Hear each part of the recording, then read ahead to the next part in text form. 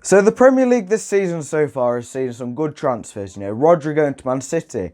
But this video is going to be me showcasing the worst ones thus far. A couple of shocks in there. So let's get right into my opinionated video. So I just would like to ask you guys before I start the video to drop a like on it and subscribe to the channel. Any fellow Blades out there, hoping there are some of you watching the content, because I do a lot of football related videos and most of it will probably involve the Blades in some sort of way. Sorry to any Wednesday fans, but this video isn't going to involve Sheffield United at all, because I don't think that we've really made any bad transfers. But let's get into the first one right now. Tyrone Mings is my first one, okay? It's signed for Aston Villa for £20 million, having only made 19 Premier League appearances, and at the age of 26, he's made barely 100 professional appearances, which isn't very good. He's in his prime, he's coming up to it at least, 26, 28. That is normally an outfield player's prime. And if he's not even made 100 appearances, he's not had enough experience for me. I think when he went on loan to Aston Villa, he did do quite well. I think he made about 15 appearances. But in that time, they obviously went from a mid-table championship side to winning the playoffs. And he was one of the key players towards that. There's no denying it. But for 20 million, a player who I think for 20 million, they could have got a better centre half. And I'm pretty sure they spent about 130 million. So with that amount of money to spend, the money could have been spent better elsewhere. So the next one is Eric Peters going to Burnley for an undisclosed fee from Stoke. It's not really that it's an awful transfer. It'll probably suit Dyche's side. Quite a defensive fullback. He's got a good left peg on him. But it's just a weird, unambitious transfer from Burnley. And a couple of seasons ago, they were getting 7th. It looks like they're just resigning themselves to, beat in the drop zone. They've been in the Premier League enough now. They've had, about 5 seasons overall, I'd say, in the past 7 years. Because I know that they went down and then they came back up. But they've had they've probably earned about 500 million. And they just don't spend enough money. Whether that's the owner's fault or Dyche just doesn't spend it, I don't know.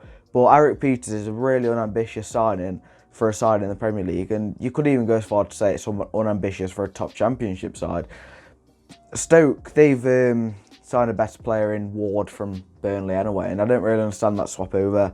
Because if you ask me, Ward is better than Peters. But don't make sense. Let's move on. Another one which I don't really understand is Stephen Henderson going to Crystal Palace from Forest on a free transfer. He's obviously only going to be the third option behind Gitter and Hennessy, but really, come on, he's not going to play, is he? He's only going to play in desperate circumstances, and he's probably not even good enough for a middle championship side. At Forest, he didn't play too much football. I know he was injured at times, but Costo Pantilimon, he's awful, and there's a reason why he's been replaced by Muric at Forest. So, Stephen Henderson don't make sense to me. The less said about that, the better. So I've got a couple of controversial decisions coming up now. The first one is Joelinton going to Newcastle for £40 million. He's a striker from Brazil who signed from Hoffenheim, and I don't understand it because I think that they should have just got Rondon back and kept Benitez.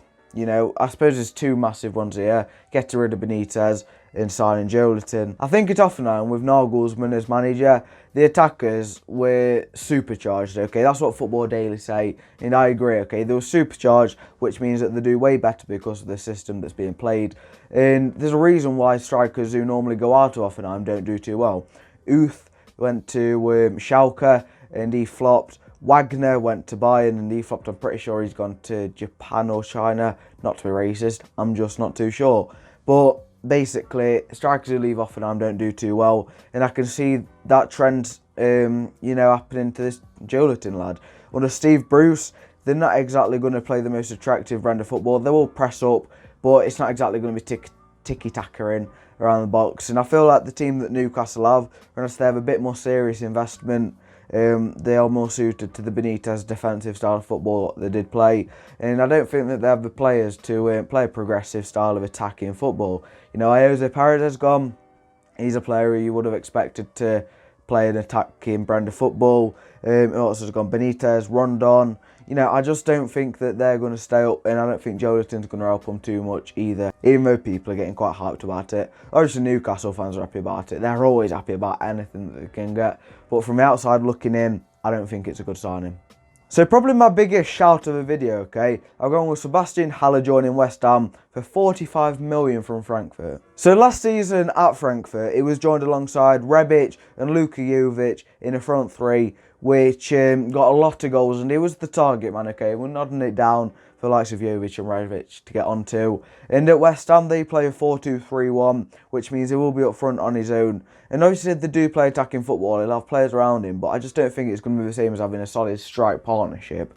You know, he'll have on the right wing and left wing, you know, Felipe Anderson, Lanzini, Fornals, but I'm just not sure that people are being realistic about it. Obviously, as a Sheffield United fan, we're not the biggest fans of West Ham, but this, you know, rivalry aside, I suppose it's not really a rivalry, it's just us hating them for Tevez.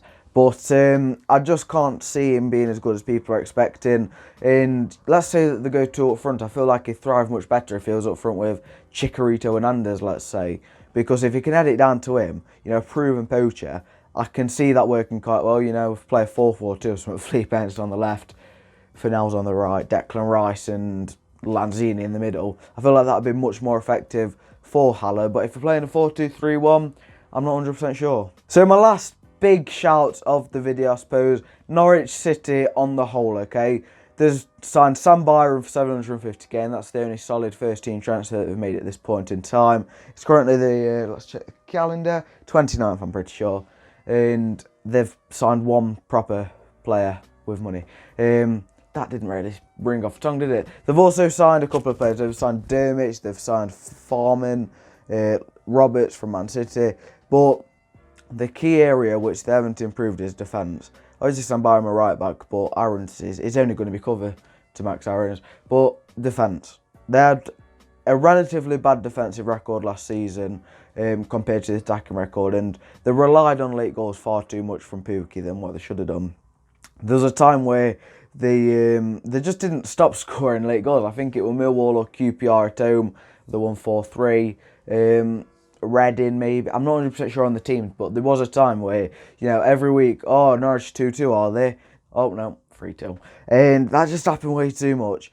So that's mainly because the defence let them down, you know. They didn't really have a solid partnership at times, you know. They started off with Tim Close in there, then Ben Godfrey came in, Zimmerman, Hanley. It was just a mixture of them 4 players all playing in one position.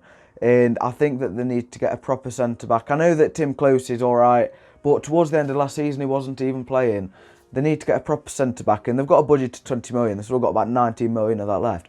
They need to spend it, if you ask me, because there's a difference between being smart in the transfer market and just being suicidal. At this point, it's the latter. Shop, do you need anything? Food. What? So after a few big shouts in this video, I want you guys to go down to the comments and tell me your worst transfers of the 1920 season in the Premier League thus far. If this video goes well enough and I get enough likes, I'm going to do a best transfers of 1920 video. And there's plenty more content to come soon. So make sure to hit the subscribe button and the bell notification button so then you never miss an upload. And I didn't mention Sheffield United in this video. That's a like in itself. So thank you for watching the video. There'll be one coming over the next couple of days of more Premier League reactions or Championship reactions. We'll have to see, won't we? So thank you very much for watching. I'll see you in the next one. Adios.